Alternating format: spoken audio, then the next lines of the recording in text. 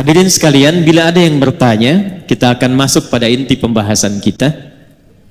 Apakah ada petunjuk dalam hadis Nabi tentang pertemuan kita di Jumat ini, di siang menjelang Jumat ini? Apakah Nabi pernah mengisyaratkan? Apakah Nabi SAW pernah menunjukkan dalam sabdanya sehingga pertemuan kita bukan hanya menjadi ngaji bareng, tapi termasuk diikutkan pada sunnah Rasulullah SAW? Kita lacak dalam hadis-hadis yang diriwayatkan oleh para imam-imam hadis. Pertama, ada satu hadis yang banyak dikutip para ulama dan ahli hadis sehingga viral bukan hanya di satu kitab tapi beragam kitab. Kita ambil satu, Sunan Abu Daud. Abu Daud ini nama aslinya Sulaiman As-Sijistani, dari Sijistan. Hafal banyak sekali hadis dan lisannya itu ringan mengucapkan hadis, lunak sekali. Kalau ditanya ini hadis apa, dijawab bukan hanya matannya, sanadnya, tapi kualitasnya. Ini sahih, ini dhaif, ini munkar, ini maudhu', ini makruh dan sebagainya. Maka Imam Ibnul Qayyim Al-Jauziyah berkomentar, jika ada dulu Nabi Daud mudah melunakkan besi dengan tangannya, maka ini Abu Daud mudah melunakkan hadis dengan lisannya. Beliau menyantumkan hadis ini dalam Sunan Abu Daud nomor hadis 4900. Ada juga yang lain, Imam At-Tirmidzi, nama aslinya Muhammad, tumbuh berkembang di Tirmidz, dikenal dengan At-Tirmidzi, meriwayatkan hadis ini dalam kitabnya Sunan At-Tirmidzi nomor hadis 1040. Ada lagi Ibnu Hibban, punya kitab namanya Sahih Ibnu Hibban, meriwayatkan hadis ini di nomor hadis 3020. Saya ambil jalur yang sama. Imam Abu Daud menerima dari Muhammad bin Ala. Muhammad bin Ala menerima dari Muawiyah bin Hisham. Muawiyah bin Hisham menerima hadis ini dari Imran bin Anas Al-Makki. Imran bin Anas Al-Makki menerima hadis ini dari Atha. Atha bin Abi Rabah menerima hadis ini dari Abdullah bin Umar radhiyallahu taala anhuma. Abdullah bin Umar radhiyallahu taala anhuma menerima hadis ini dari Rasulullah Muhammad sallallahu alaihi wasallam. Bin Abdullah bin Abdul Muttalib bin Hashim bin Abdul Manaf bin Qusay bin Murrah bin Kilab bin Ka'ab bin Ghalib bin Fihr bin Malik bin Nadar bin Kinana bin Khuzaimah bin Mudrikah bin Ilyas bin Nizar bin Mudar bin Ma'ad bin Adnan bin Addi bin Adri bin Muqawwam bin Nahur bin Tarikh bin Ya'rub bin Yasjub bin Nabit bin Ismail alaihi salam bin Ibrahim alaihi salam bin Azar atau bin Nahur bin Abir bin Kinan bin Arfakhshad bin Sam bin Nuh alaihi salam bin Mikhlail Matushalah bin Kinan bin Anwas bin Tith bin Adam alaihi salam. Coba ulangi. Hadisnya berbunyi, qala Rasulullah sallallahu alaihi wasallam, udhkuru mahasina mautakum. Udhkuru mahasina mautakum wa kuffu an masawihim. Di jalurnya Sayyidah Aisyah radhiyallahu taala anha, di jalurnya Al-Mughirah bin Syu'bah radhiyallahu taala anhu, la tasubbu halakakum aw mautakum wadhkuru fihim khaira. Di jalurnya Ibnu Abbas radhiyallahu taala anhuma, la tasubbu amwatana wadhkuru lahum aw la tu'dhu ahyana. Atau kama qala Rasulullah sallallahu alaihi wasallam.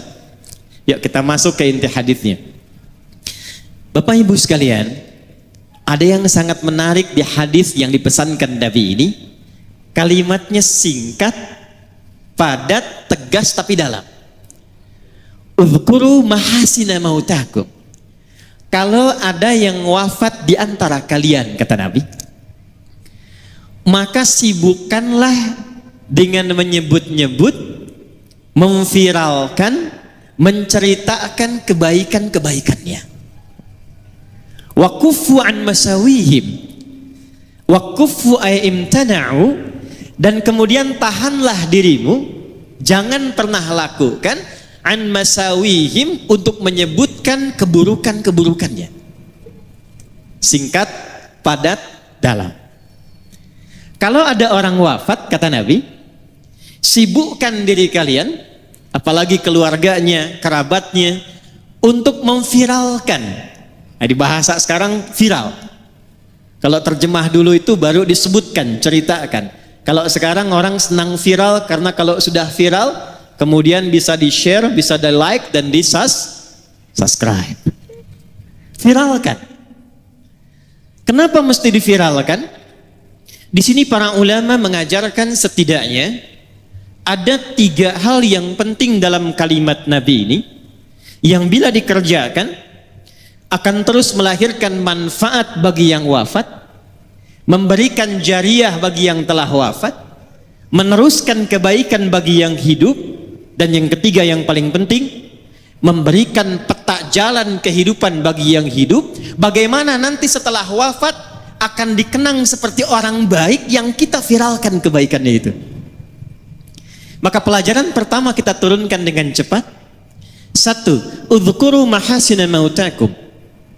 Kata para ulama, hadis ini yang pertama memberikan pesan dalam kepada kita betapa Allah Subhanahu wa ta'ala saking tingginya memuliakan ciptaannya, saking tingginya mengistimewakan manusia sebagai hambanya yang utama. Maaf, jangankan saat hidup, saat wafat pun dijaga kehormatannya.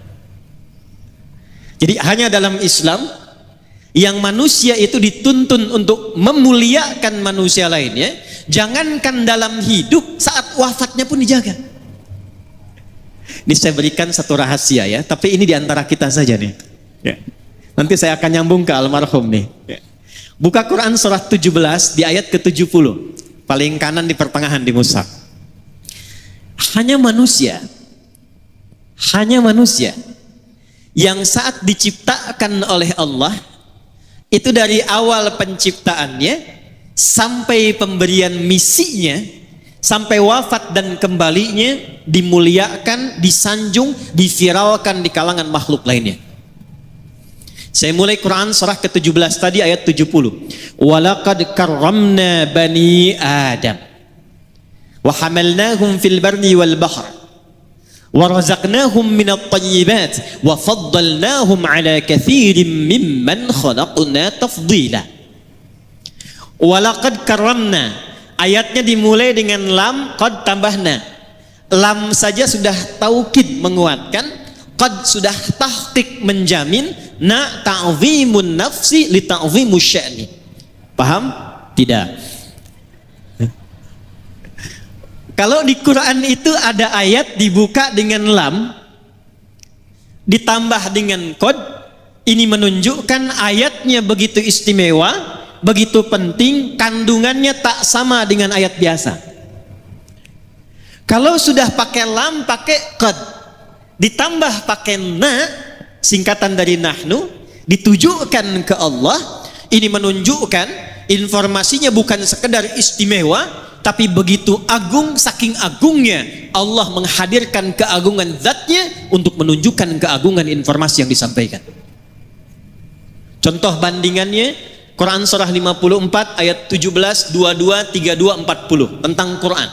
Walaqad yassarnal Qur'ana lidzikri fahal mim muddakir. Saking agungnya Quran, tingginya Quran, itu orang-orang yang mau berinteraksi dengan Al-Quran, ngaji Quran, membaca Quran, menghafal Quran, itu dijamin keutamaannya 4 kali dibandingkan dengan amalan biasa menggunakan lam, qad, dan na' ta'zimun nafsi. Karena itulah Quran tidak diturunkan kecuali malaikat yang istimewa yang membawa, Jibril. Sejak Jibril bawa Quran, naik status jadi Ruhul Amin, Sayyidul Malaikat. Diturunkan pada Nabi Muhammad sallallahu alaihi wasallam. Begitu Nabi Muhammad membawa Al-Quran, naik status beliau menjadi Sayyidul Anbiya wal Mursalin. Diturunkan di hari Jumat. Begitu Jumat mendapati turunnya Quran, naik status harinya menjadi Sayyidul Ayyam. Diturunkan di malam hari, saat turunnya malamnya berubah menjadi status Lailatul Qadar, Lailatul Mubarakah. Turun di Mekah, Mekah berubah menjadi tempat yang penuh berkah. turun di Yathrib. Yathrib berubah jadi Al-Madinah Al-Munawwarah. Siapa saja yang bisa dekat dengan Al-Quran, maka mendapatkan keutamaan serupa dan jaminannya keagungan Allah Subhanahu wa ta'ala. Ayat yang serupa nafasnya itu tentang manusia. Jadi bukan hanya Al-Quran. Saat Allah mencipta Adam, lalu diciptakan keturunannya Bani Adam, 7 kali disebutkan dalam Al-Quran, itu dibuka kalimat penciptaan dan penetapannya dengan lam, qad, dan nun. Nah, seperti halnya Allah membuka keagungan Al-Quran. Walaqad karramna Bani Adam. Allah menegaskan, hei, aku tidak menciptakan hambaku manusia ini dengan penciptaan biasa. Bersamaan dengan penciptaannya, aku muliakan, kata Allah, seluruh bagian penciptaannya. Jadi cuma satu makhluk Allah yang dicipta itu semuanya mulia, baik fisiknya sampai sifatnya sampai keadaan dirinya. Contoh Bapak Ibu, ini secara fisik, jin tidak disebutkan, malaikat tidak disebutkan, cuma manusia. Quran surah 95 di ayat yang keempat. Saking sempurnanya fisik manusia, itu dibuka dengan 3 risalah Nabi. Nabi Isa alaihi salam, Nabi Musa alaihi salam, Nabi Muhammad sallallahu alaihi wasallam. Wattini waz zaitun. Risalah Nabi Isa alaihi salam.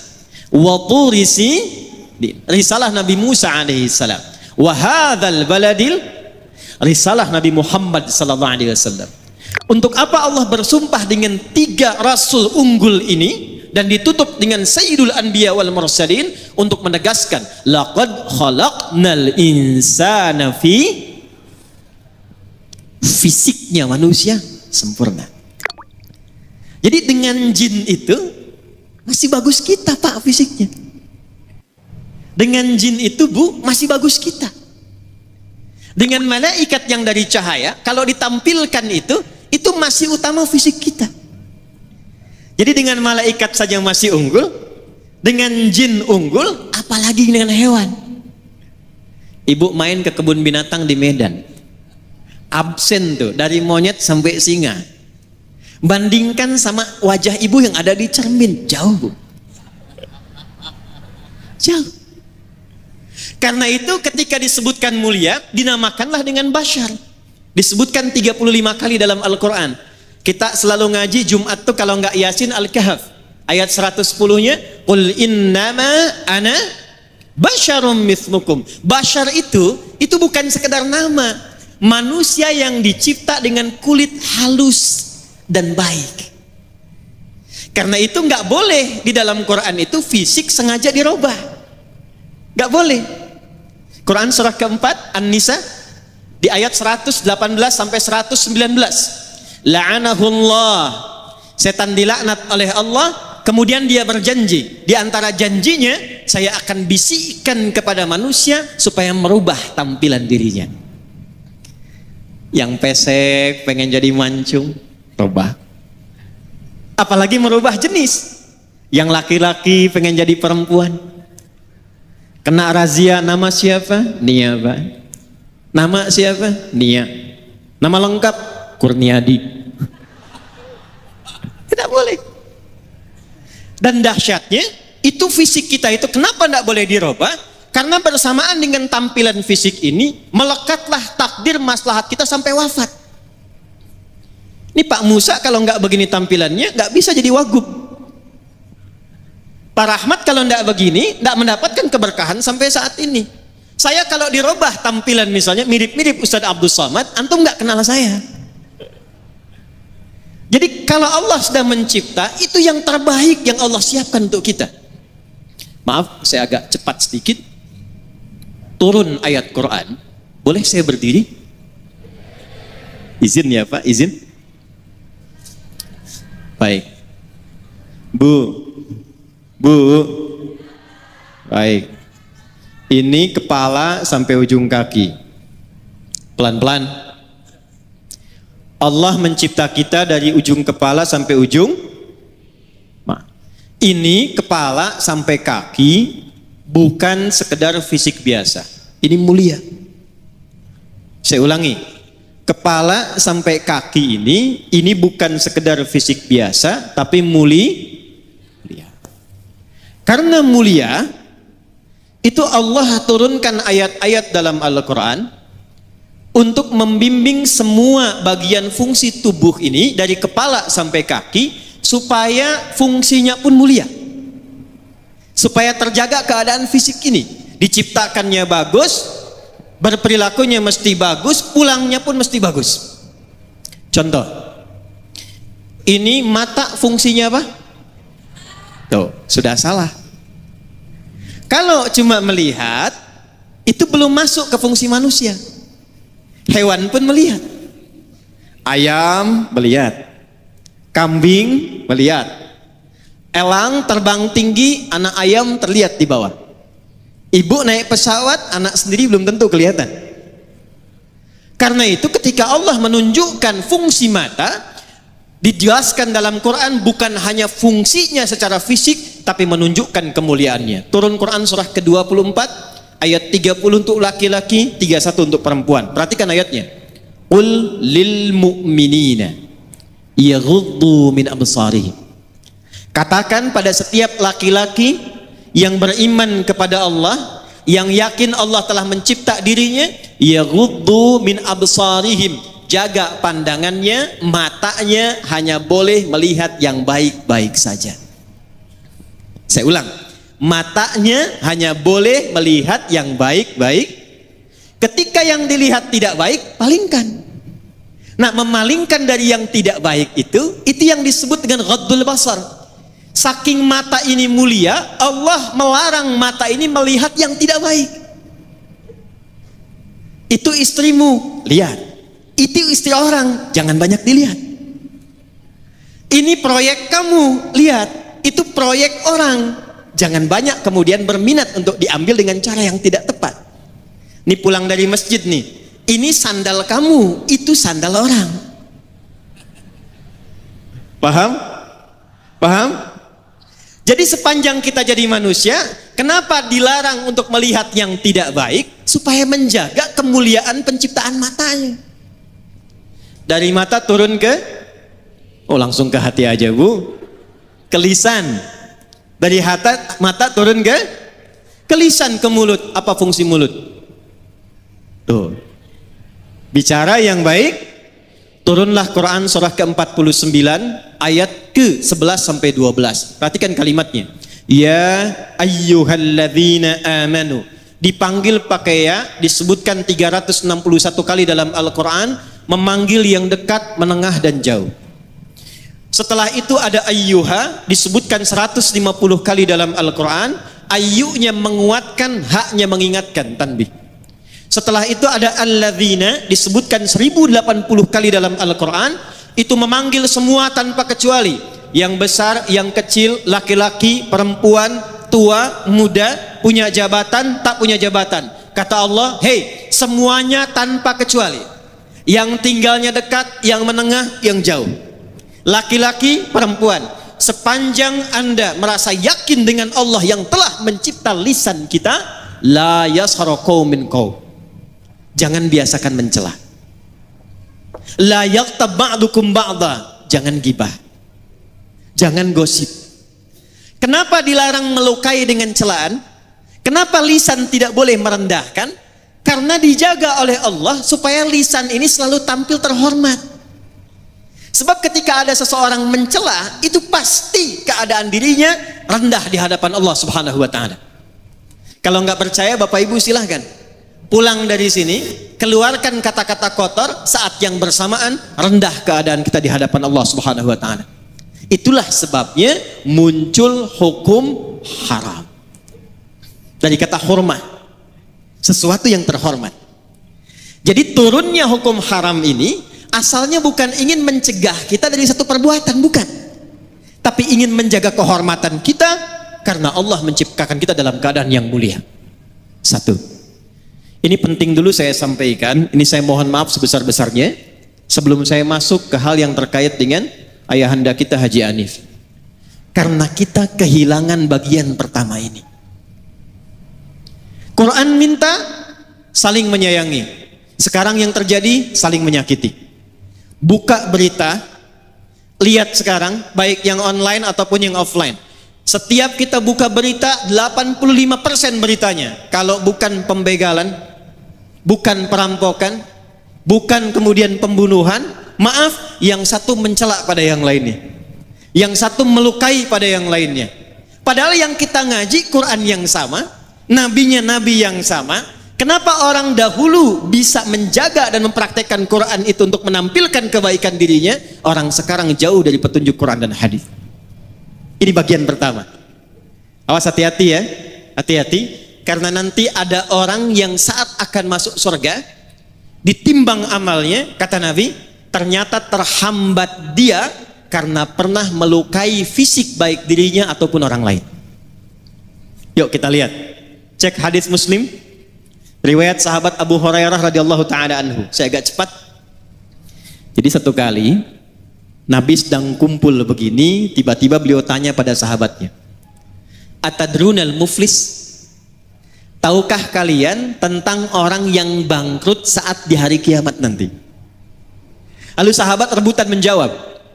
Kata mereka, ya Rasulullah, al-muflisu fina ma la dirham lahu wa la mata'. Orang bangkrut menurut kami yang sudah tidak punya uang sepeser pun, tak ada aset sedikit pun. Secara teori dunia benar. Tapi perhatikan jawab Nabi. Al-muflisu min ummati. Orang bangkrut yang mengaku umatku itu. Tolong garis bawahi ya. Nabi tidak menyebutkan umatnya Nabi Isa, tidak menyebutkan umatnya Nabi Musa, tapi ada orang mengaku umatnya Nabi Muhammad sallallahu alaihi wasallam. Saya tanya yang hadirin di sini semua, kita umatnya Nabi bukan? Ulangi, kurang keras. Umatnya Nabi bukan? Perhatikan baik-baik, hati-hati. Ada di antara umat Nabi, ya'ti yaumal qiyamati, datang di hari kiamat bisolatin, solatnya rajin sekali. Jadi tercatat tulisan di kitabnya itu rajin solat. Jangankan fardunya, sunnahnya pun dia buru. Dia tahajud, dia solat sunnah, ada catatannya. Wasyamin, rajin puasa. Jangankan Ramadan, Senin datang dia puasa, Kamis datang dia puasa. Dia tak tunggu Senin Kamis, dia lakukan puasa Daud. Wa zakatin, rajin zakat. Fokus. Cuma sayang kata Nabi, wa ya'ti qad syatama hadza. Tapi saat yang bersamaan dia pernah mencaci orang lain. Wa qadzafa hadza, menuduh orang lain. Wa daraba hadza, menyakiti fisik orang lain. Puncaknya, awas hati-hati, wasafaka dama hadza, bahkan ada yang menumpahkan darah, menyebut nama Allah di dalamnya. Allahu Akbar, tembak orang lain. Allahu Akbar, bunuh orang. Allahu Akbar, bom orang lain. Hati-hati, kalau Nabi pernah sampaikan, berarti potensi terjadinya itu mungkin terjadi. Maaf, mudah-mudahan tidak terjadi di Medan, di tempat lainnya lagi. Apa yang amin? Jadi waktu terjadi bom di Jalan Tamrin, itu saya sedang di Lampung. Duar, meledak. Lagi begini, tadi. Tiba-tiba jamaah angkat tangan bertanya, Ustaz, apakah bom di Jalan Tamrin itu termasuk jihad fisabilillah? Saya bilang, Pak, sependek pengetahuan saya, jihad fisabilillah itu jihad di jalan Allah, bukan di Jalan Tamrin. Jihad fisabilillah itu jihad di jalan Allah, bukan di jalan Tamrin. Maka kata Nabi, kalau ada yang seperti itu mesti hati-hati. Karena apa yang terjadi? Tukhadhu hadza min hasanati. Kalau ada orang baik salat, lantas dia setelah salat mencela orang, maka diambil pahala itu dari salatnya, diberikan kepada orang yang baru dicelanya itu. Kalau ada orang puasa, saat buka menggibahi orang, menggosipkan orang, itu diambil pahala puasanya, ditransfer kepada orang yang digibahi itu. Fa in faniyat hasanatuhu, kalau habis kebaikan ini masih ada sisa satu, pernah fitnah orang, maka karena nggak ada bekal lagi, bangkrutlah dia. Dosa-dosa orang yang difitnah itu diambil, diberikan kepadanya. Faturiha finnar, maka dicuci dulu di neraka, baru kemudian diangkut, diberikan ke dalam surga. Fisik. fisik. Awas, penting saya sampaikan karena sabda Nabi ini zaman sekarang kita mudah dapati. Betapa banyak orang cuma update status tapi isinya bisa melukai orang lain. Dan yang paling menarik, betapa banyak Nabi ngasih kemudahan untuk ibadah, tapi ketika dipraktekkan kok menjadi saling berselisih. Mudah-mudahan di sini tidak ya. Atau jangan-jangan tidak kelewat. Baik. Yang kunut ada dalilnya. Yang tidak kunut ada dalilnya. Yang salah itu yang tidak sholat subuh. Kenapa kemudian yang kunut dan tidak kunut jadi bermasalah? Saya pernah menangani satu kasus suami istri itu tidak saling tatap semalaman gara-gara persoalan turun dari i'tidal ke sujud. Suami pulang dari kantor, kena macet, tiba di rumah malam, gak sempat kemudian ke masjid. Sudah selesai. Nyampe di rumah, ambil wudhu sholat, begitu sholat istri lihat. Ternyata sujudnya itu turun dulu lututnya. Begitu lututnya turun, istri lihat. Begitu salam, assalamualaikum, assalamualaikum, selesai sholat, ini persoalannya bu. Tanpa muqaddimah. Langsung istri komen pada suaminya, papa sholatnya salah katanya. Jiwa laki-laki bangkit. Yang pemimpin siapa? Apa ciri khas pemimpin itu? Ciri khas pemimpin bukan tegas. Ciri khas pemimpin tidak mau dipimpin. Hanya menerima usulan, jarang kemudian menerima syarat. Istrinya berkata, ini kisah nyata, papa sholatnya salah. Memang kenapa mah? Harusnya bukan lutut dulu, telapak tangan dulu yang turun, baru lutut. Kata suaminya, mama yang gak baca hadis. Bertengkar malam, tak saling tatap, punggung-punggungan, besoknya diputuskan datang ke kami. Ternyata saya lihat dua-duanya gak tahu hadisnya. Istri belajar dari Ustadz A, suami belajar dari Ustadz B. Begitu saya tunjukkan, Pak Ibu, dua-duanya ada di kitab yang sama, di Sunan Abu Daud. Ini yang pakai lutut duluan, nomor hadis 838 dari Wa'il bin Hujur. Yang pakai telapak tangan cuma beda 2 nomor. Nih kiri atas Abu Hurairah, nomor hadis 840. Wa'il itu masuk Islam duluan dibandingkan Abu Hurairah. Saat Wa'il masuk Islam, nabinya masih segar, ikut perang Badar, ikut perang Uhud. Wa'il lihat Nabi sholat, turunnya pakai lutut karena lututnya nggak bermasalah. Abu Hurairah masuk Islam di tahun ke-7 Hijrah. Nabi usia 60 tahun, 3 tahun sebelum meninggal. Di suasana itu banyak hadis menunjukkan lutut beliau bermasalah. Kadang sholatnya pakai tongkat, kadang nyindir ke tiang-tiang, nyindir ke tiang karena lututnya bermasalah. Usia 10 lutut bermasalah. Abu Hurairah lihat kalau lutut bermasalah, Nabi turunnya pakai apa? Ternyata telapak tangannya dulu. Jadi mau pakai lutut, pakai telapak tangan, dua-duanya ada. Nabi menunjukkan untuk kemudahan sujud, bukan karena persoalan tua dan muda saja. Jadi jangan simpulkan juga kalau ada kemudian anak muda sujud pakai telapak tangannya, tua. Nah. Jadi kalau anak muda olahraga cedera dia, lututnya masalah, gunakan telapak tangannya. Telapak tangan masalah, gunakan lututnya. Lutut benar, telapak tangan benar. Yang salah sujud pakai kepala duluan. Kenapa gara-gara basmalah yang satu keras, yang satu sir kok jadi saling melukai? Kok jadi saling klaim? Padahal 70 hadis, 70 hadisnya 4 cara bacanya. Bisa dijaharkan Bismillahirrahmanirrahim. Bisa disirkan Bismillahirrahmanirrahim. Maaf, kalau sudah silent, sir, tidak usah ditempel ke mic. Bismillahirrahmanirrahim. Itu jahar namanya. Sir pelan yang dengar kita. Yang ketiga, bisa tak usah dibaca sama sekali. Alhamdulillahi Rabbil Alamin. Yang keempat, riwayat Abu Hurairah, baca jahar rakaat pertama, Bismillahirrahmanirrahim. Rakaat kedua tidak dibaca langsung hamdalah. Alhamdulillahi Rabbil Alamin. 4-4-nya ada dari Nabi. Diajarkan oleh Nabi pada sahabat, sahabat ngajarkan, dirangkum oleh 4 imam besar dipilih oleh mereka. Imam Abu Hanifah An-Nu'man wafat tahun 150 Hijrah, memilih langsung baca hamdalah. Imam Malik lahir 93 Hijrah, memilih langsung baca hamdalah. Imam Muhammad bin Idris Asy-Syafi'i lahir 150 Hijrah, saya pilih yang jahar, karena ini tidak baca, populerkan yang dibaca supaya diketahui. Imam muridnya Imam Ahmad bin Hanbal lahir 164 Hijrah, hafal 1 juta hadis, muridnya Imam Asy-Syafi'i, memilih yang keempat. Yang ini tidak baca, yang ini baca keras, saya pilih kemudian yang tengah-tengah silent.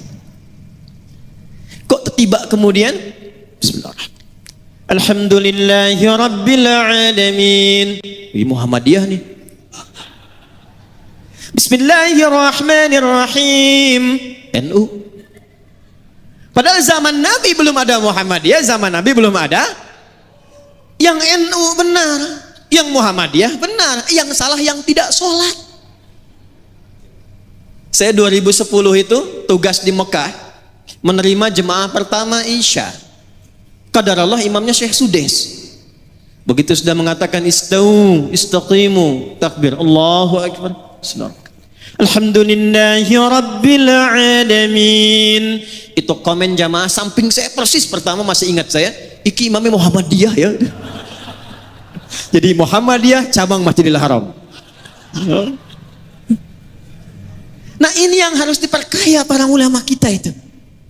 Muhammadiyah bagus, NU bagus, persaudarakan semuanya, Muhammadiyahnya, persisnya, dewan dakwahnya, ketemu di masjid yang sama, yang pimpin ini kunut, yang tidak kunut aminkan. Allahumma hdina fi man hadait, belakang amin. Gantian begitu, yang pimpin yang tidak kunut, yang makmum tidak perlu sujud sahwi. Paham? Takbir. Bagian pertama. Jadi tidak ada babnya saling celah. Yang paling menarik ngajinya Quran, sunnahnya sunnah Rasulullah. Kok bisa pulang dari situ nggak saling sapa? Assalamualaikum akhi, beda manhaj. Ada. Ngaji ke sana yuk, bid'ah. Itu tidak saya temukan tuh dalam Quran, dalam sunnahnya. Maka yang pertama kita lakukan, satu, Islam menjaga kehormatan fisik, menyatukan, bukan memisahkan. Paham? Ah. Yuk kita lihat teladan beliau tadi.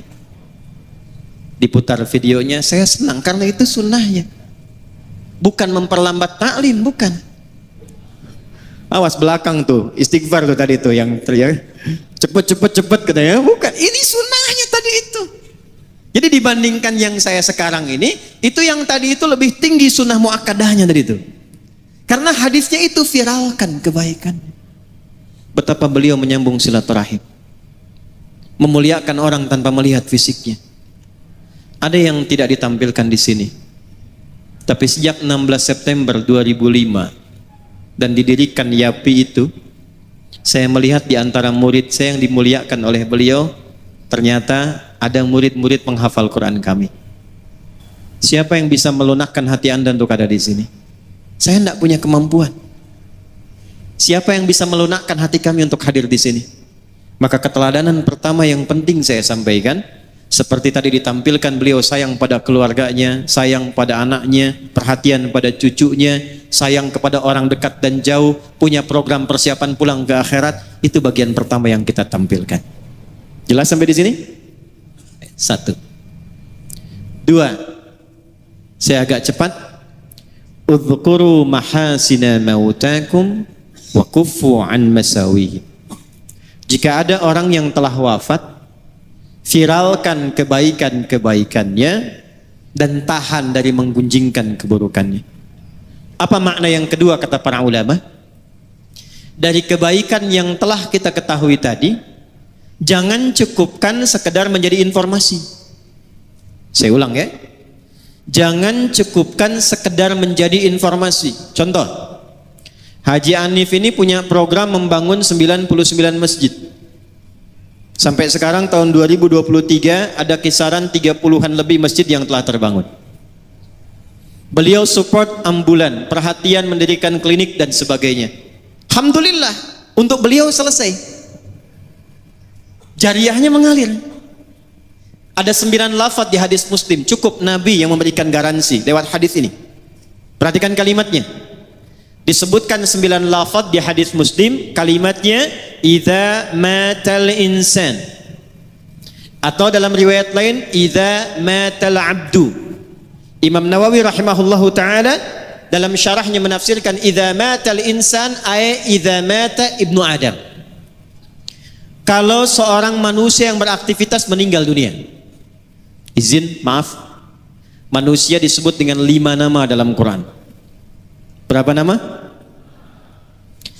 Ada bashar 35 kali disebutkan dalam Quran. Ada ins dipasangkan dengan jin 18 kali disebutkan di Quran. Ya ma'syaral jinni wal wa ma khalaqtul jinna wal. Ada insan 65 kali disebutkan dalam Quran. Yang keempat ada nas 240 kali disebutkan dalam Quran. Dan yang kelima ada Bani Adam 7 kali disebutkan dalam Quran. Semua nama itu punya makna. Kalau disebutkan insan, itu artinya menunjuk aktivitas manusia dari bangun sampai tidur lagi. Saya ulang ya. Kalau disebutkan insan, ya, iqra bismi rabbikal ladzi khalaqal ar-rahman 'allamal khalaqal. Kalau disebutkan al-insan, itu bukan sekedar menunjuk nama manusia, tapi menekankan totalitas aktivitasnya dari bangun tidur sampai tidur lagi. Nah, Nabi menyebutkan dalam hadis riwayat Muslim tadi, idza matal insan, jika manusia yang beraktivitas dari bangun sampai tidur lagi itu selesai aktivitasnya. Ini ingin memberikan pesan kepada kita. Anda sesibuk-sibuknya, sehebat-hebatnya, punya jabatan yang tinggi, harta yang banyak, ilmu yang luas, tetap kita akan wafat. Itu poinnya. Idza matal insan, kalaupun sibuk sampai tidurnya sedikit, bisnisnya banyak, ngajarnya banyak, kedudukan tinggi, pada akhirnya wafat. Quran surah 39 ayat 30. Innaka mayyitun wa innahum mayyitun. Silahkan berbuat apapun kata Nabi, tapi pada akhirnya Anda wafat. Nah, sebelum wafat itu, ini poinnya.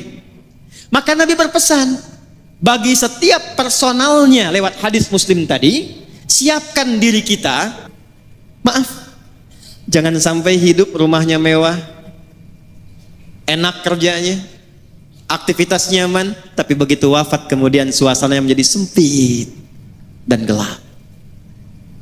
Ukuran berapa di alam kubur itu? 2 kali 3, 3 kali 4, ada yang 10 kali 15? Tidak ada ya? Baik, tapi perhatikan baik-baik.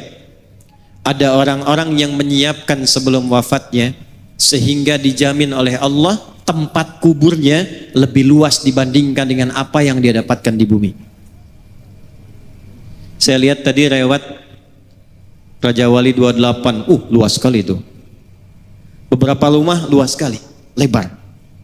Tapi ada orang masuk kubur, itu diberikan kenikmatan oleh Allah, tempatnya lebih luas dari tempat yang pernah dia tinggali di bumi. Nggak percaya nanti silahkan. Antum minta wasiat dikuburkan samping ulama yang dikenal soleh. Lihat nanti lapaknya tuh. Lihat tempatnya. Bagaimana kenikmatannya. Quran surah ketiga ayat 169 sampai 172. Saya agak cepat. Wala tahsabanna alladhina qutilu fi sabilillahi amwata bal ahya'un 'inda rabbihim yurzaqun farihina bima atahumullahu min fadlihi. Maaf keluarga besar Haji Hanif.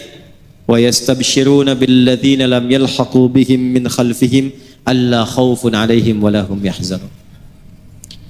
Ada orang yang saat meninggal itu dibahagiakan oleh Allah, dilimpahkan kenikmatan tiada batas. Sampai-sampai kalau dia mampu, kata Allah, dia ingin kabarkan kepada keluarga besarnya, kamu jangan banyak nangis, kamu jangan sedihkan aku. Perhatikan ini ayat. Wa yastabshiruna billadzina lam yalhaqu bihim alla khaufun 'alaihim wa lahum yahzanun. Jangan khawatir tentang saya. Jangan banyak menangisi saya.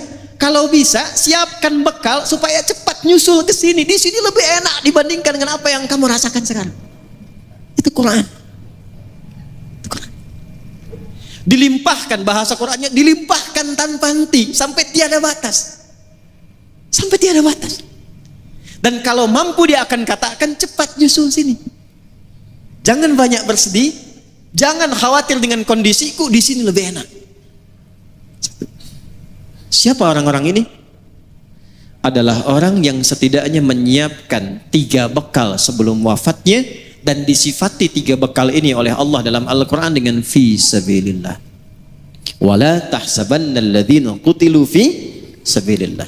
Jangan Anda duka orang yang wafat yang mendedikasikan hidupnya untuk berjuang di jalan Allah. Nah, apa fi sabilillah ini? Ternyata bukan cuma ikut aksi militer saja, tidak. Banyak sekali ruangnya. 1, kata Nabi, idza matal insanu inqata'a sa'iru amali. Memang orang itu kalau sudah wafat terputus semua potensi pekerjaannya. Sudah. Nggak bisa sholat lagi, nggak bisa puasa lagi, nggak bisa kerja lagi. Tapi Masya Allah, ada 3 yang ia siapkan sebelum meninggal, dan 3-tiganya walaupun tak mampu dikerjakan lagi, pahalanya terus mengalir. Jadi kalau nanti ini mengalir, wujudnya berupa cahaya di alam kuburnya. Berupanya cahaya, nur. Ya, bentuknya diberikan cahaya.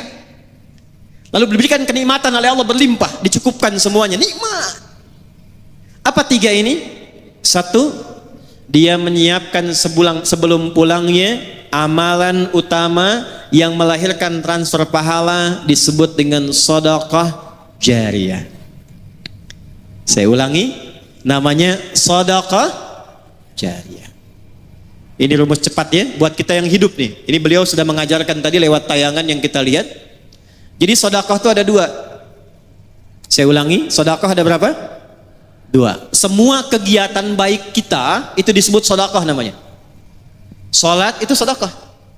Zakat itu sedekah. Di Quran zakat disebut sedekah. Khudz min amwalihim sedekah. Dikeluarkan disebut sedekah. Innamas shadaqatu lil fuqara. Sedekah. Nah, sedekah jenisnya 2. 1 yang disebut sedekah tsabitah. Amalan tetap selesai saat hidup, pahala nggak ngalir saat wafat. Contoh, kita sholat sehari berapa? 5 kali yang fardu. Setelah meninggalkan tak sholat lagi. Nah, yang mengalir pahalanya itu yang kita kerjakan saat hidup. Selesai meninggal nggak dapat transfer pahala lagi dari sholat kita. Selesai. Itu namanya sedekah tsabitah.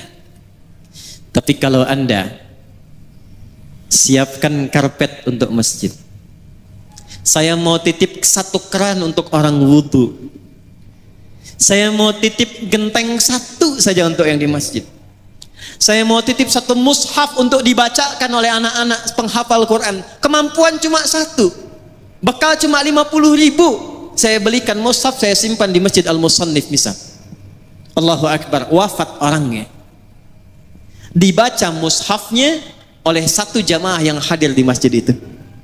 Begitu dibacakan 1 huruf saja, nun, berlakulah hadis At-Tirmidzi nomor hadis 2910, man qara'a harfan min kitabillahi falahu asyru hasanat. Siapa yang baca 1 huruf dari Al-Quran, orang yang baca dapat langsung pemberian dari Allah 10 kebaikan. 1 hurufnya. 10 ini jangan dihitung begini, 1, 2, 3, 4 terus sedikit.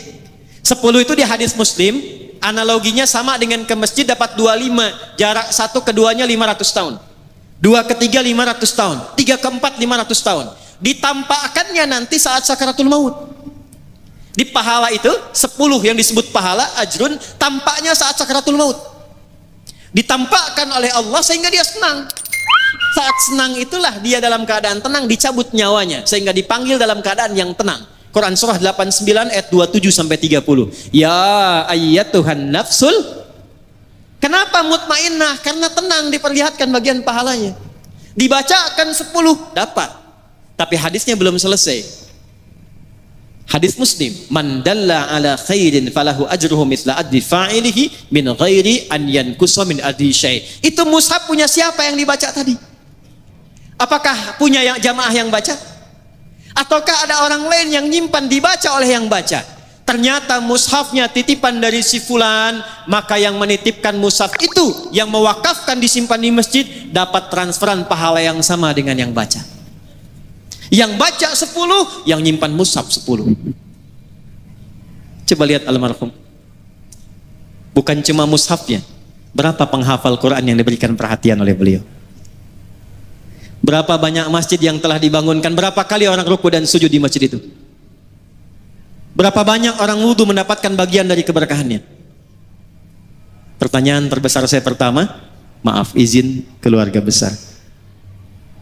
Dari anggota keluarga yang hadir saat ini, berapa di antara yang berminat meneruskan keteladanan itu? Karena contoh pertamanya bagian keluarganya. Saya berikan kabar gembira untuk keluarga. Ini bukan ngarang-ngarang, kami belajar tafsir, belajar Quran.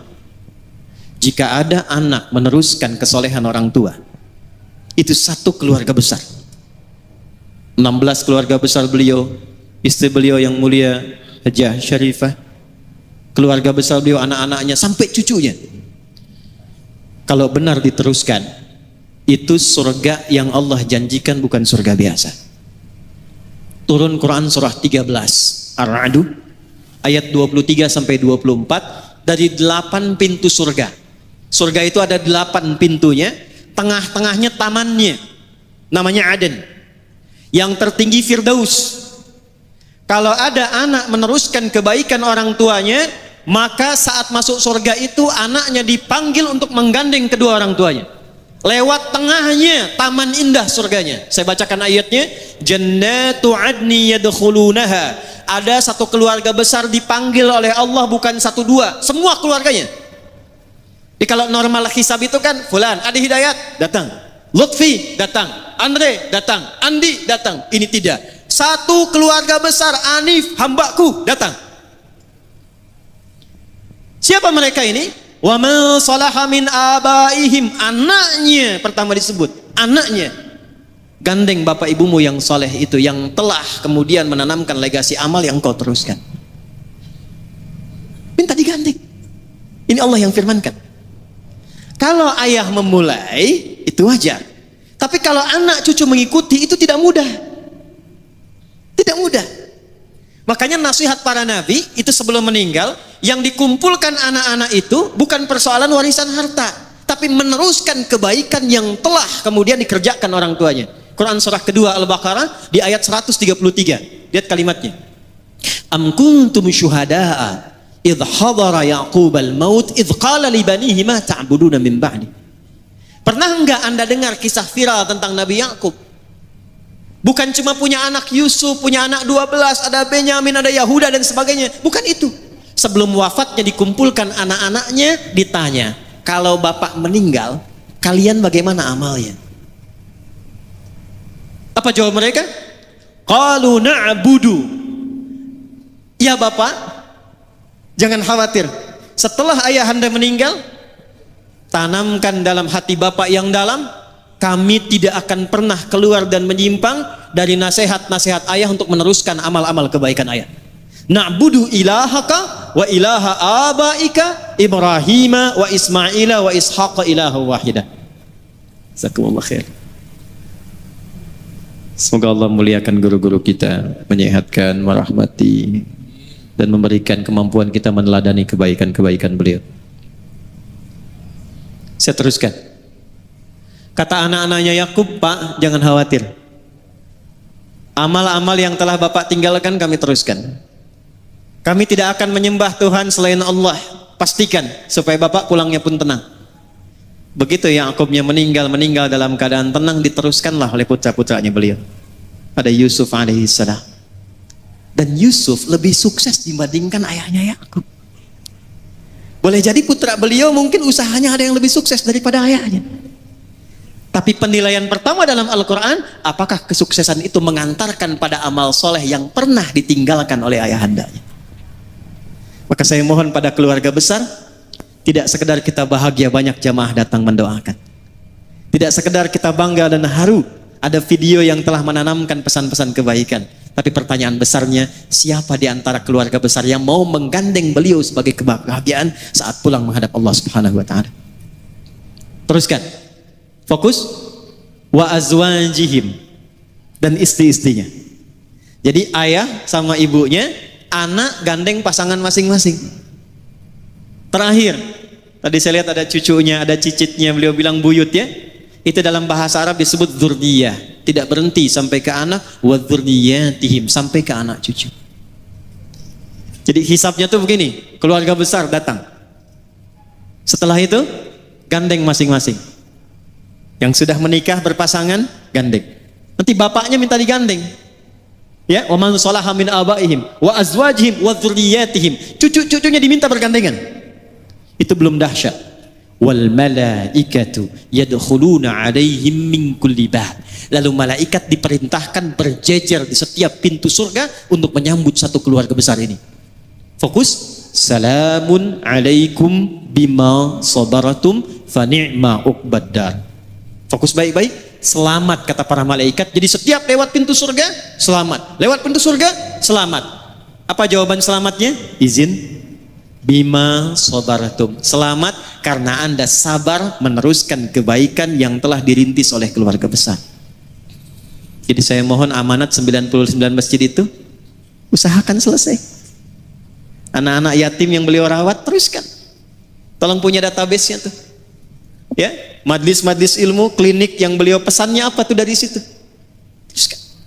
Nah, kita yang hadir bagian dari keluarga, jauh dari keluarga Haji Hanif ini, kita siapkan rencana. Ingin seperti itu. Ya.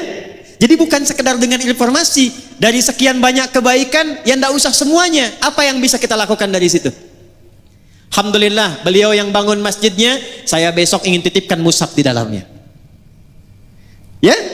Begitu dibacakan, nun, cuman satu memang hurufnya, tapi 10 kebaikan pahalanya. Kalau Anda titipkan pada penghafal Quran. Haji Hanif merawat penghafal Quran yang sangat banyak, di antaranya yatim piatu. Ayo kita belajar dari situ. Pulang dari sini jangan lihat anak orang dulu, anak kita di rumah siapkan jadi penghafal Quran supaya gandeng kebaikan. Jelas? 2. 3 bagian terakhir. Nah, ini poin yang sangat penting sebelum kita berdoa untuk jeda ke Jumat. Ini Sayyidul Ayyam. Saya ulangi dari yang pertama supaya kita nggak lupa. Jaga fisik kita dengan saling menjaga diri dalam kebaikan dan berinteraksi secara sosial dengan nilai-nilai kemuliaan. Jangan isi kehidupan kita disibukkan dengan berbuat maksiat, termasuk memutus silaturahim, saling mencela, saling merendahkan. Contoh beliau yang telah meninggalkan kita dengan amalan yang tadi disampaikan. 1. 2. Tidak ditampilkan amalan soleh orang wafat itu kecuali untuk diteruskan oleh keluarganya atau diteladani oleh orang-orang yang mengetahuinya. Izin, tadi saya baru sebutkan 1, sedekah jariah. Jadi ini setiap yang sholat nanti Jumat nih, sekarang taklim, beliau tinggal terima aja tuh. Tinggal terima, Masya Allah. Nanti lihatnya saat masuk ke alam kubur. Ya, saat masuk baru dirasakan. 2. Ilmin yuntafa'u bihi. Ada ilmu yang pernah diajarkan, itu diteruskan. Saya mohon izin tidak bermaksud mengajari, tapi hanya mengingatkan anak-anak beliau dan cucunya. Saya yakin selama hidup tuh pasti ada petuah-petuah beliau yang baik. Teruskan, ajarkan lagi. Beliau mungkin pernah mengajarkan jangan tinggal sholat. Beliau mungkin pernah mengajarkan bersabar ketika menjalani usaha, berbuat yang jujur, itu ilmu. Ya. Jadi mohon maaf nih, izin cucunya, anaknya, kalau ada bawaan malas sholat, ingat beliau rahimahullah. Ingat buyut, ingat ayah. Karena cahaya nggak sampai. Di Mesir, ada orang soleh, kisah nyata. Begitu beliau meninggal, maaf, anak perempuannya jadi penari. Penari yang terbuka, saya tak perlu sebut lah. Itu malam satu kali, bermimpi bertemu ayahnya. Makam ayah ini sepi katanya, gelap. Ayah tidak mendidik engkau untuk jadi seperti ini. Maka dia bangun kaget, dia menangis, dia bertobat, dia konsultasi pada seorang ulama. kekinian dia berubah menjadi perempuan yang sangat saleh. Beliau amalnya sudah banyak. Tapi kalau ada anaknya, ada cucunya, ada godaan-godaan, mau tertinggal sholat nih, cahaya belum mengalir, keterangan belum tiba, ilmin yuntafa'u bih. 3, ini spesifik, waladin salihin yad'u lahu. Waladin salihin yad'u lahu. Anak-anak soleh yang dididik oleh beliau, yang membiasakan berdoa untuk kedua orang tuanya, baik yang hidup ataupun yang telah wafat. Jadi mohon izin ya, setelah sholat sertakan doa. Dan bukan setelah sholat saja, setiap amal baik. Selesai ngaji ini, walam yakul lahu kufuwan ahad, jangan berhenti, doa. Ini ada doa khusus hari Jumat, saya ajarkan ya, mohon izin nih. Ada doa khusus dibacanya tiap hari Jumat. Ini saya talkinkan sedikit. Kalau dibaca dengan baik, hadisnya tersambung, insya Allah Allah cukupkan rizkinya, Allah jaga dari perbuatan maksiat, dan diberikan yang paling utama dari kegiatannya. Jadi kalau kerja dikasih jabatan yang utama, kalau ilmu yang utama yang mudah diamalkan. Allahumma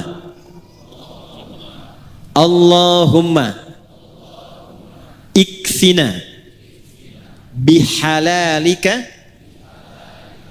an haramik. Allahumma ikfina bihalalika an haramik wa aghnina bi ta'atika an ma'siyatik wa bi fadlika amman siwak.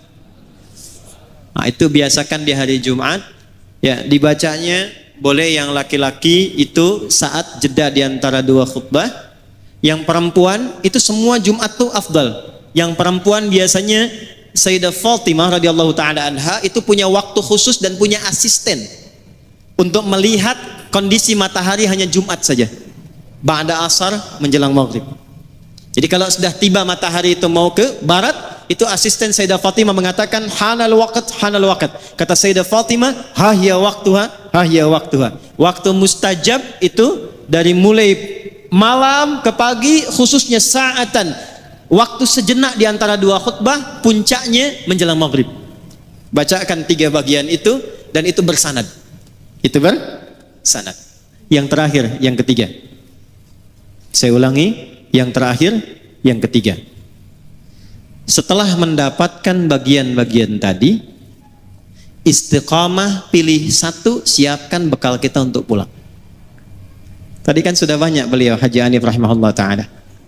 Masjid ada, yatim ada, klinik ada, susah, banyak nirunya. Nah setelah paham yang banyak tadi, oleh kita keluarkan satu untuk kita, yang cocok apa? Tidak harus ikuti banyak, yang cocok apa? Apa dasar hadisnya? Singkat, hadisnya sahih. Nabi duduk dengan sahabat, lalu menyampaikan, nanti di hari kiamat, di antara kalian ada yang dipanggil oleh pintu-pintu surga. Kata Nabi, ada yang dipanggil dari pintu Ar-Rayyan. Ya, maka nada munadin, penjaga pintu Ar-Rayyan manggil, aina shaimun, aina shaimun, mana yang biasa di dunianya puasa, mana yang biasa puasa. Maka nanti refleks amalan puasa itu menggerakkan tubuh bangkit. Nggak bisa antum asal bangun, saya tidak. Karena mulut dikunci. Al-yauma nakhtimu ala afwahihim wa tukallimuna aydihim wa tashhadu arjuluhum. Itu yang menggerakkan tubuh bangun, itu amal kita. Kalau tidak biasa puasa, tidak bisa bangun. Tapi kalau biasa puasa, amalan puasanya mendorong tubuhnya bangkit, langsung dia pergi ke tempat itu. Fa idza dakhaluhu ughliqa. Kalau masuk semua, tutup langsung. Nggak bisa ngintip. Itu pintunya Ar-Rayyan yang biasa puasa. Ada pintu namanya babut tahajud. Memang tidak rajin puasa, tapi dia tunggangi satu amalan, saya pengen tahajud. Maka nanti dipanggil lewat pintu namanya pintu tahajud, babut tahajud. Ada pintu namanya babu sedekah. Pilih 8 amalan pokok, pilih salah satu, tunggangi itu sebelum kita pulang menghadap Allah Subhanahu wa taala. Itu rumusnya. Abu Bakar tanya, "Ya Rasulullah, apakah ada nanti di surga yang dipanggil oleh semua pintu itu?" Jadi begitu dihisab, itu baru hisab dimulai, pintu semua manggil. "Mana fulan, mana fulan, mana fulan." Bukan umum lagi. Ya. "Mana si fulan, mana si fulan." Semua pintu manggil. Kata Nabi, "Ya, akan ada, dan aku berharap engkau termasuk bagian dari orang yang dipanggil semua pintu surga itu."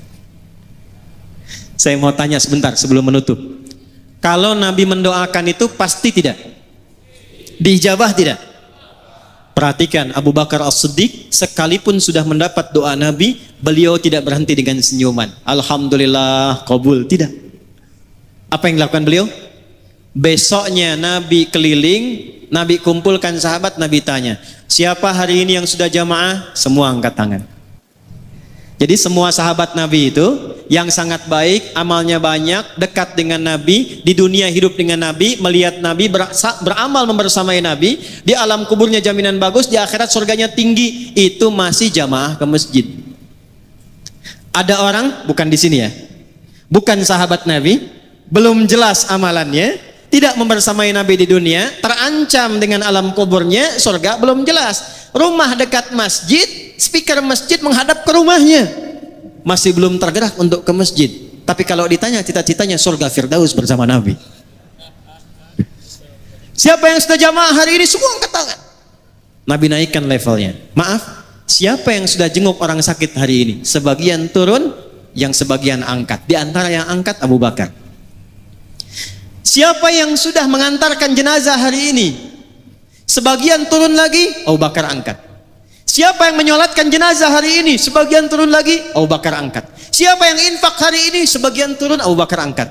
Jadi rupanya begitu mendapatkan konfirmasi di lisan Nabi yang mulia, ada orang dipanggil dari semua pintu surga itu, beliau keluarkan kurikulum amalnya jadi catatan. Setiap hari keliling untuk mengamalkan catatan itu. Abu Bakar Siddiq. Dipeganglah tangan beliau oleh Nabi sallallahu alaihi wasallam, dikatakan, "Hadza akhi." Abu Bakar ini saudaraku. "Faman adzahu faqad adzani." Siapa yang menyakiti Abu Bakar, dia telah menyakiti aku. Saya tanya pada antum, Haji Hanif ini amalnya udah banyak.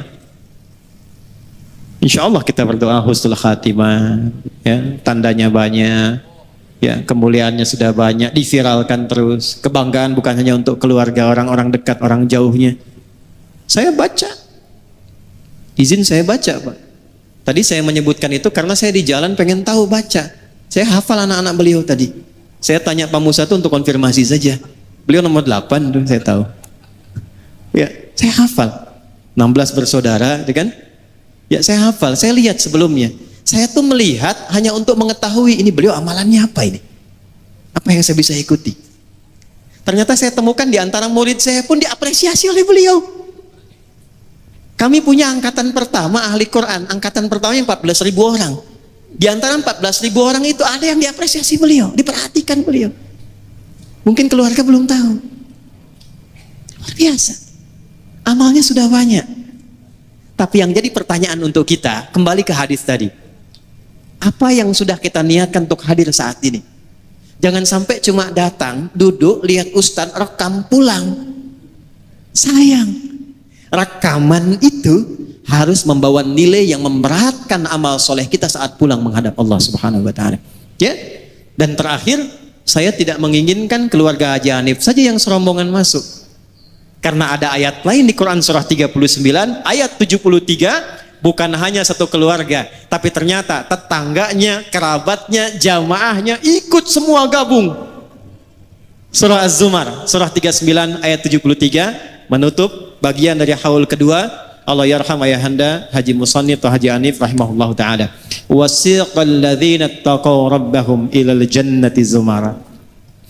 Adakah di antara anda, kata Allah, yang ingin termasuk dalam golongan orang-orang takwa yang dikumpulkan oleh Allah, lintas keluarga, lintas tetangga, masuk semua rombongan satu surga? Jadi kalau sekarang kita berkumpul cuma di dunia, besok ada peluang dikumpulkan semua, dipanggil rombongan Masjid Al-Musannif. Insyaallah. Hatta idza ja'uha wa futihat abwabuha qala lahum khazanatuha. Sampai ketika dibuka pintu besar surganya, rombongan semua masuk, penjaga surganya mengatakan, salamun alaikum, selamat. Anda kompak saat di dunia, kompak. Tibtum, Anda jadi orang baik saat di dunia. Jadi acara kita ini selepas pulang mesti menginspirasi kita merubah jadi baik. Makanya keluar dari masjid beda doanya dengan saat masuk. Coba lihat doa masuk masjid itu apa? Allahumma ftahli abwaba rahmatik. Ya Allah, mohon bukakan untukku pintu-pintu rahmatmu. Saya tanya sama antum deh yang laki-laki, kalau masuk masjid itu dari satu pintu atau banyak pintu? Banyak, masuk sini keluar lagi, masuk sana keluar lagi gitu. Walaupun pintunya banyak, pasti masuknya di satu arah kan? Satu pintu kan? Pintu itu kalau satu babun, kalau banyak abwabun. Kok bisa masuk satu pintu, minta doanya banyak pintu? Allahumma ftahli abwaba rahmatik. Perhatikan ya, saya mau akhiri. Ya Allah, mohon bukakan untukku pintu-pintu rahmatmu. Kenapa rahmat pintunya banyak? Karena umumnya ada 3 pintu rahmat. 1, ada pintu solusi dari orang yang sedang punya kesulitan. Itu di Quran surah kedua Al-Baqarah ayat 155 sampai 157. Perhatikan kalimatnya, wala nabluwannakum bisyai'. Ada orang hidup yang dapat ujian. Minal khauf, gelisah. Ini ada sebagiannya sudah gelisah nih, jam berapa selesainya? Kapan persiapan Jumatnya? Wal ju', ada yang lapar. Ada yang datang ke sini dari sejak subuh. Belum sarapan. Tanya-tanya habis Jumat dapat nasi kotak gak gitu ya? Wa naqsim minal amwal. Ada yang datang ke masjid barangkali punya persoalan di kantornya. Akhir bulan belum jelas bagaimana gajiannya. Wal anfus, ada yang sakit sampai sebagian wafat. Terakhir, maaf, wat thamarat, ada yang hasil kerja kerasnya mungkin diambil orang lain. Maksudnya apa? Tidak semua yang masuk ke masjid itu hatinya gembira. Ini wajahnya senyum-senyum, mungkin sedang punya masalah. Maka saat Anda masuk, dijawab oleh Allah, masuk, sholat 2 rakaat, sujud, minta. Saat Anda minta itulah Allah jawab. Apa jawabannya? Ayat 157-nya, ulaika alaihim salawatum min rabbihim wa rahmat. Jadi Anda masuk, Allahumma ftahli abwaba rahmatik, rahmat. Allah tanya, rahmat yang mana yang kamu inginkan? Saya punya masalah ya Allah, nama saya memang rahmat, tapi masalah saya banyak. Sujud minta. Makanya ke masjid itu jangan cuma diam, datang, sholat 2 rakaat, sujud minta. Bukan bikin status, bukan gosip. Saya tidak Ustaz, tidak seperti ibu itu tuh, sama. 2, maaf, rahmat Allah yang kedua itu singkatnya, puncak ampunan dari dosa yang sudah berlumur. Pernah mabuk, pernah zina, pernah bunuh, pernah merampok, pernah membegal. Ada yang begitu di sini? Mumpung ada polisi di luar itu. Ya? Kalau ada orang pernah menyimpulkan bahkan ini dosa saya terlampau banyak, tidak tahu diampuni atau tidak, maka Allah turunkan sifat yang tertinggi yang keempat. 1 ghafir, 2 ghafar, 3 ghafur, 4 rahim dengan rahmatnya. Turun Quran surah 39 ayat 53. Qul ya ibadiyalladzina asrafu ala anfusihim la taqnatu min rahmatillah. Anda datang ke masjid, sujud, taubat. Begitu taubat, diampuni dosanya oleh Allah, diberikan jalan pulang yang lapang. 3. Jadi bagian yang paling penting, rahmat Allah meminta keutamaan dunia dan akhirat. Meminta keutamaan dunia dan akhirat. Dan puncak tertingginya surga. Makanya komen Nabi, susah orang masuk surga dengan amalnya kalau bukan rahmat Allah. Maka sering kita mintakan kemuliaan dunia dan akhirat, kita punya nama doanya, doa yang hanya viral di Indonesia. Al-Baqarah ayat 201. Wa minhum may yaqulu rabbana atina fid dunya wa fil akhirati wa qina adzabannar. Doa apa itu? Sapu jagat. Ada doa sapu jagat, ada doa sapu nggak ada jagatnya, ada doa jagat nggak ada sapunya. Cuma di Indonesia orang Arab nggak kenal itu, ya. Tapi doanya ada. Al-Baqarah ayat 201. Itulah masjid. Tapi Ini yang mau saya akhiri sebelum kita berdoa. Coba keluar dari masjid. Kakinya kaki apa? Doanya sama nggak dengan saat masuk? Tidak. Saat keluar yang kita katakan, Allahumma inni as'aluka min fadlik. Ya Allah, aku keluar sekarang. Aku minta yang utama darimu, yang merubah diriku lebih baik dari sebelum masuk. Acara ini sekarang ada di masjid.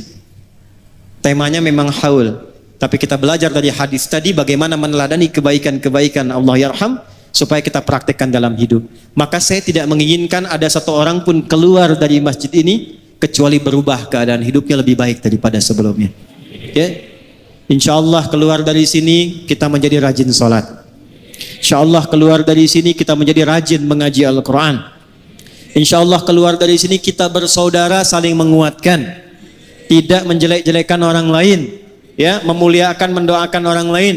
Dan saya bermohon pada Allah, mudah-mudahan pertemuan kita jam'an mubarakah, menginspirasi siapapun yang ada di luar. Kita berikan contoh. Insya Allah jangan tunggu haul tahun depan lagi, tapi setelah keluar dari sini, kalau ada orang tanya, di mana orang baik di Indonesia? Medan. Di mana yang rajin sholat di Indonesia? Medan. Di mana orang jujur di Indonesia? Medan.